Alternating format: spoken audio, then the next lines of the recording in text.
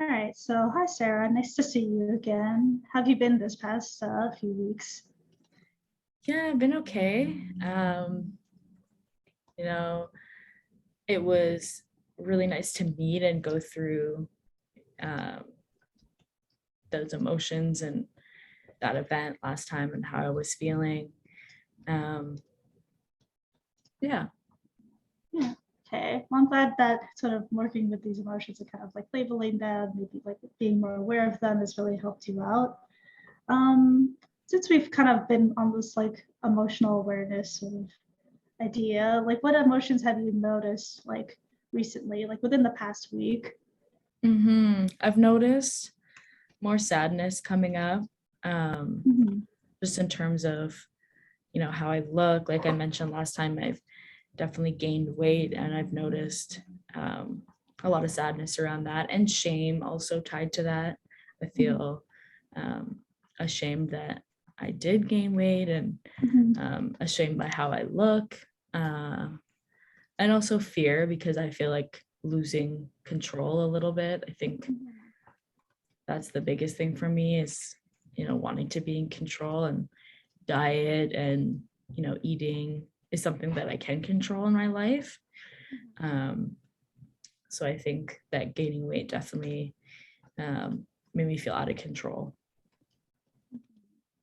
Yeah, so it sounds like you've really kind of laid out a nice map of like how these things connect. Like you feel a lot of sadness about maybe weight because you also feel like you feel a lot of sadness around weight, and then this also connects to maybe shame about appearance because of lack of like control around eating. Like these things clearly are all like connected for you. So it's sort of important to, I guess, like outline maybe what like what is sort of causing these emotions and what sort of like internal feelings are kind of like contributing to um, this like I guess the sort of inner critic that I might call it. So have you kind of heard of the idea of like an inner critic?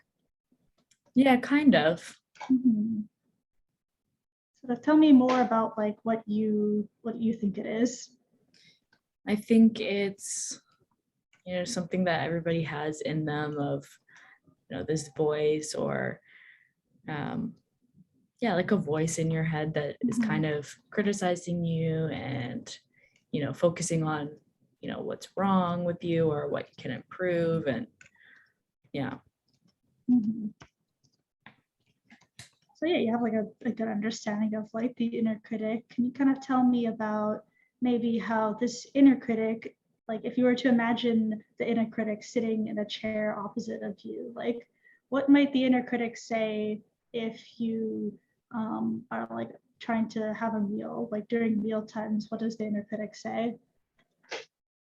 Yeah, I think the inner critic would say you're eating too much, or that's, too big of a portion. Um, be careful what you're eating. That's, that specific food is too high in calories.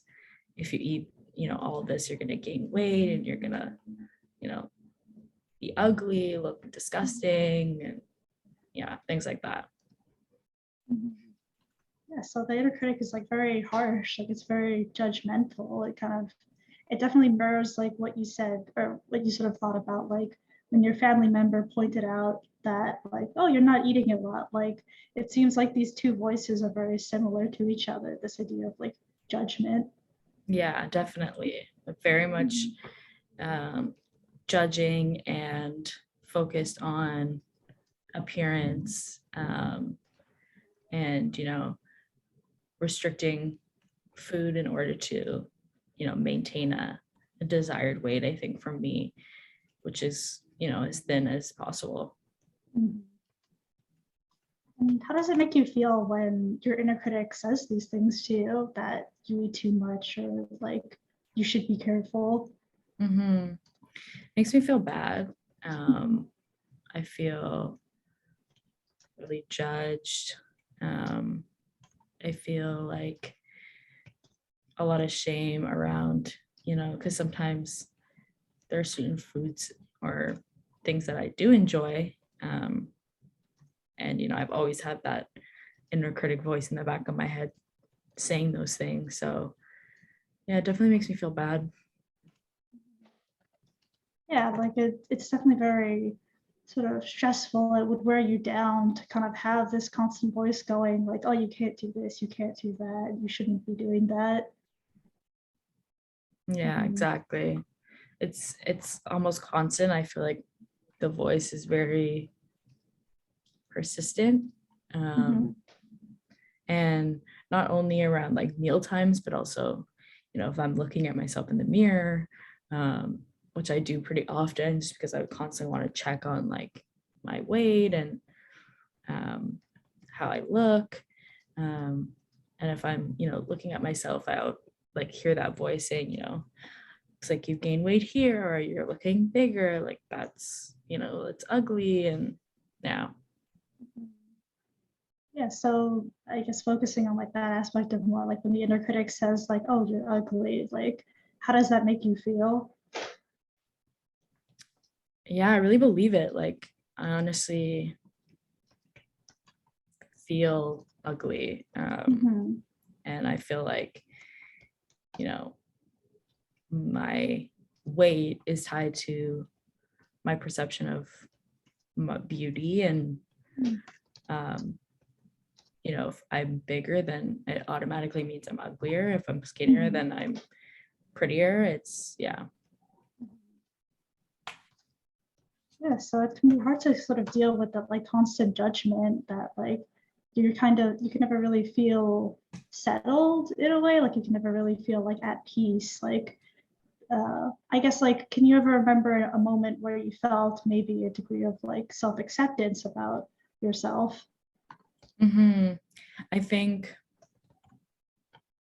being at my lowest before I got admitted to the hospital, I actually felt kind of satisfied with my appearance because I was the thinnest I had been, even Mhm. though emotionally and like even physically I didn't feel great because of how much I was restricting my eating and stuff. But um, I felt like satisfied with my appearance, which is kind of twisted to think about based on how emotionally drained I felt and Mhm. physically didn't feel healthy, but I did feel like happy with my body. Mhm. So yeah, like it seems like you had this sort of moment of like self-acceptance of like being sort of okay with the way you look, but it sort of came at the cost of like your physical health and like feeling really drained. Like it's sort of hard to kind of reconcile these two different things. Like on one hand, the self inner critic definitely wants you to like eat less and be thinner, but like it doesn't necessarily align with maybe other things that could make you happy. Yeah, exactly. Like I feel pulled in different directions because it's like if I want to, satisfy how I want to look, then I'm risking it at the expense of, my physical and emotional health. Um, but then I'm thin and I feel great about that. So it definitely helps, but at the same time, it doesn't. Yeah, definitely you sort of captured it well there that like you feel kind of pulled in two different ways. I think maybe different ways to sort of address this like inner critic. Like what would you want to say to the inner critic instead right now? hmm I'd want to say to stop, to be quiet, that, Mhm. I'm, pretty as I am, or I'm beautiful as I am. And I don't need to be like thin to be pretty. Mhm. Um, and that I can, eat and enjoy food without having to worry about how it's going to affect my weight. Mhm. Yeah, and I think those would be like great things to say to your inner critic, like when you kind of see it popping up again, like whether you're like looking in a mirror or during meal times, like just reminding yourself that like you can tell yourself the inner critic that it like it doesn't you don't need to listen to it. You can tell it off. Yeah. Um,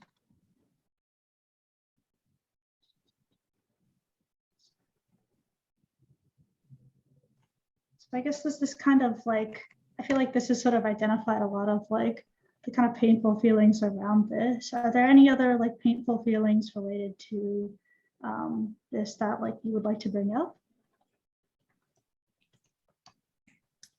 Yeah, I think I struggle with my relationship with my mom is a big one. I don't feel really accepted by her. I never really have, even as a kid, and that's really like taken a toll on me, I think. And I've always kind of felt like a burden, especially because of, the issues that I've had because of my eating disorder, and, on both my parents, and having to, them having to help me and admit me to the hospital and, take me to treatments and stuff like that. I felt like a big burden because of that. Yeah, and like when you say you feel like a burden, is it sort of like, do you feel like an element of like maybe guilt that like you're doing that, or is it shame? Like what is it specifically? Yeah, I think it's both. Definitely guilt about, how much they've had to do for me in terms of my eating disorder, and shame because, maybe if I just was this way, they wouldn't have to do that. They wouldn't have to, be constantly worried and arrange treatments and, take me to the hospital and things like that. Yeah, it seems like there's this element of like you like while you're also struggling with like the eating disorder and kind of like the various like thoughts and inner criticism that come from that, you also have like this additional family component of like, oh, you feel like you're letting down your family because you have this disorder, and that must be really like tough to deal with. Yeah, exactly. It's been really tough. And I think, especially because I do have a sibling, I have a brother, and, he's not like that, like me, and doesn't struggle with, similar things. So I feel like constantly like comparison. Yeah, and I just feel like the burden or like the bad kid because I have all these issues that I'm dealing with, and my parents have to support me through. And yeah. Yeah, I think that's something you've mentioned before, like in our last session, this idea that you're like the bad person or you're the bad kid. Like, can you kind of expand on that a bit more? Yeah, like I just think it probably ties into like the criticism and like the inner critic, because I feel like I feel bad if I'm gaining weight or if I'm eating too much. And then I feel bad in terms of like my family and what I have to put them through because of something that I'm struggling with. And yeah, I just feel like that I'm less worthy of love because of my weight and because of like what I struggle with. Yeah. And that sounds like just very sort of voicing that. Like, how did it feel to say that you felt like you were less worthy of love? Yeah, it's tough to think about and to say. Something I've thought about a lot, but I haven't ever verbalized it. So saying it is pretty intense, but it definitely feels true to my experience. Yeah. And you're very, I guess you've been very brave about sort of being upfront about like how these different components are coming together. And it's very clear that like a lot of these things seem to be connecting and like back to like the inner critic. Yeah, exactly. I feel like that's a huge element of my life, is just the criticism that is kind of always in the back of my mind. Yeah. And so kind of working against that like inner critic, it might be a good way for you to kind of gain maybe a sense of like confidence, maybe self-acceptance. I don't know if that makes sense to you or not. Yeah, it does. I feel like that's something I've been longing for and like lacking in my life, is that piece about acceptance, just accepting my body for the way it is, accepting, how I feel. Yeah, that's something I struggle with, and I think ties a lot into my eating disorder. For sure.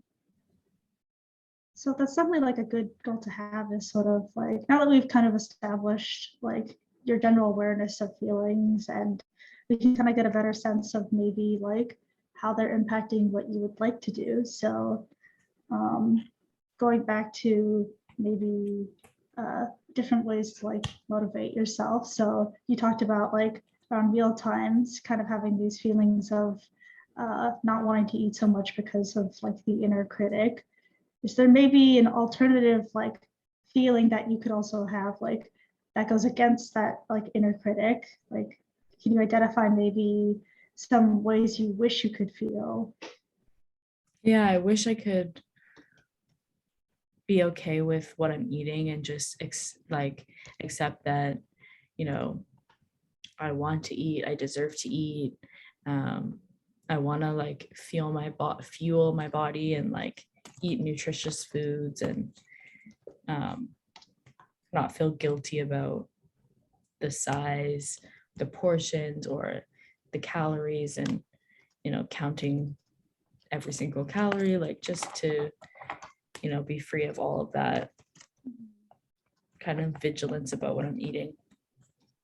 Yeah, it's like you sort of like voicing it like that and kind of stating it like it's a lot of self-control, and it's a lot of like sort of self-regulation that like it feels like you're almost overwhelming yourself, like you're giving yourself such high expectations for eating when it's sort of making it harder for you to like cope and uh, like eat better.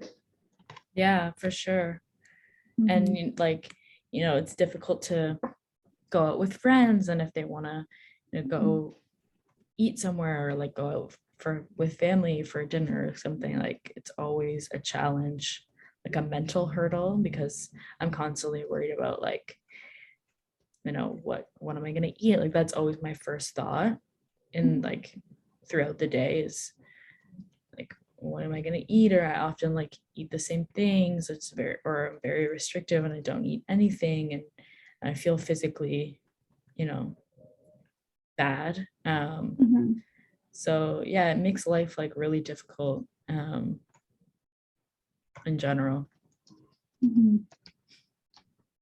Yeah, I can imagine. Like, I definitely can like try to imagine like this level of like constantly worrying. Like, it'll definitely be overwhelming just due to like the amount, like, because if you think about it, like we eat very often, like we eat at least like 3 times a day, maybe with snacks, and like this constant pressure around like meal times is definitely, it sounds like very stressful. Yeah. And also like,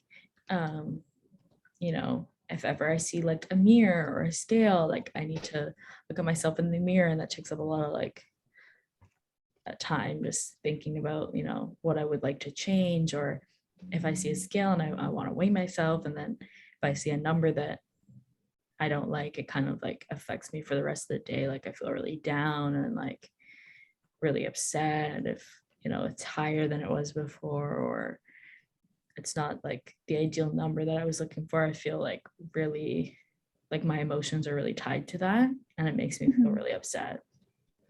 Yeah, so like feeling upset about maybe a scale, like what's sort of the first emotion that you have? Yeah, if I see the number, like the first emotion is just like sadness. I feel like defeated. I feel anxiety because I'm like, this is not what it's supposed to be. Like I want it to be lower, and yeah, just feeling really insecure about it. And like I can remember like being a kid, and that whole thing starting with scales and weighing myself, and me and my friends weighing ourselves. And if a friend had like a lower number, I'd be like really jealous and really upset, and like, oh, why can't I be that weighed? And it's just like, yeah. Yeah, like it's definitely something that has happened for a very long time. So these sort of emotional like patterns are very like you almost like grew up with them, so it's very hard to feel any other kind of way.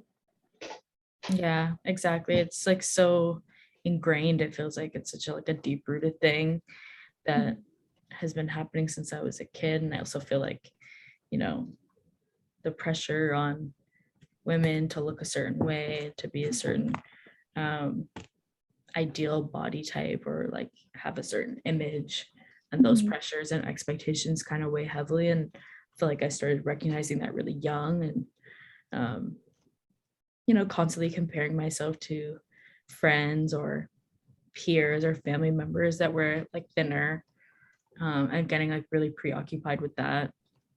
Mhm. Yeah, I can imagine. Like it's a very sort of societal element you've kind of picked up on here. The idea that like these societal expectations, like they impact people on a very like individual level, and I think it's very observant of you to like point that out. I think does it make you feel a certain way because if you're thinking about emotions, like you talked a lot about these sort of like primary emotions of like your first initial reaction, but can you identify maybe some underlying emotion there, like that maybe wasn't at like the forefront of your mind, but like it could be something like your reaction to your first emotion? Mhm. Maybe like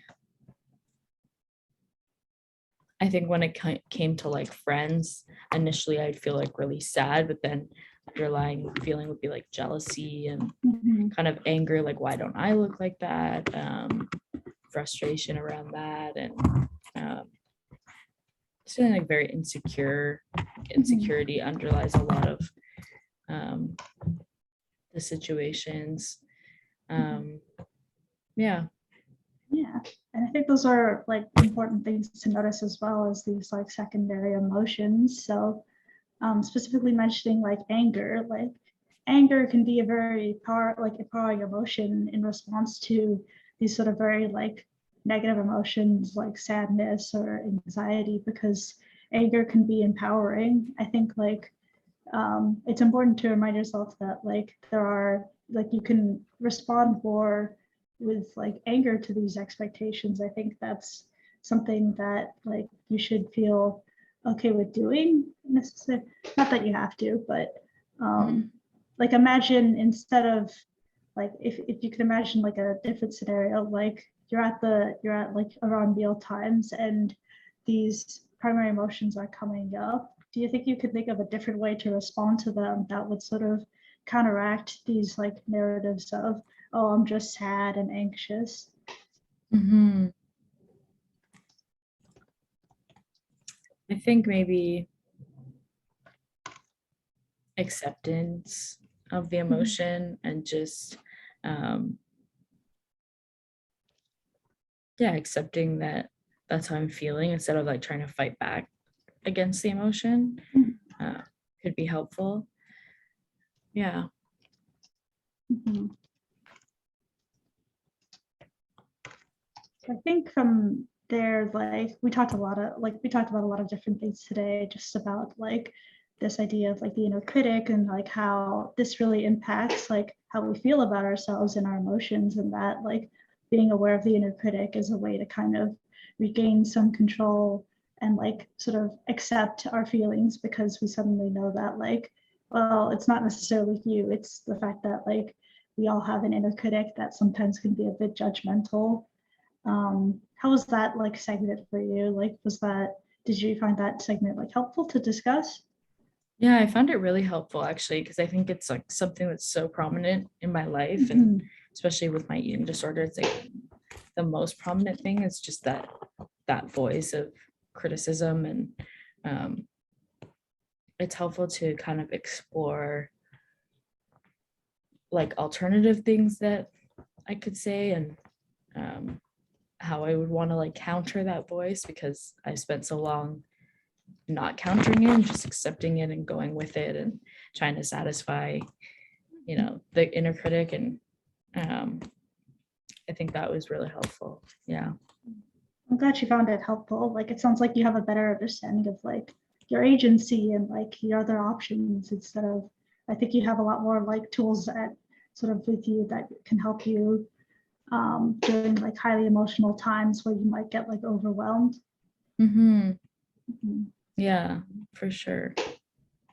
Is there anything else you would like to discuss for today? I know we touched a bit about like your family. Yeah, I think it was helpful to talk about that because Mhm. I haven't really connected that before. Yeah, I think that's good. All right. So I guess we can sort of like close the session for today and kind of, I think we'll meet up like for the next session to sort of discuss maybe like some closing uh, like takeaways from these sessions and that sort of thing. Does that sound all right? Yeah, that sounds great. Thank you so much. All right. Thank you. I hope you have a take care.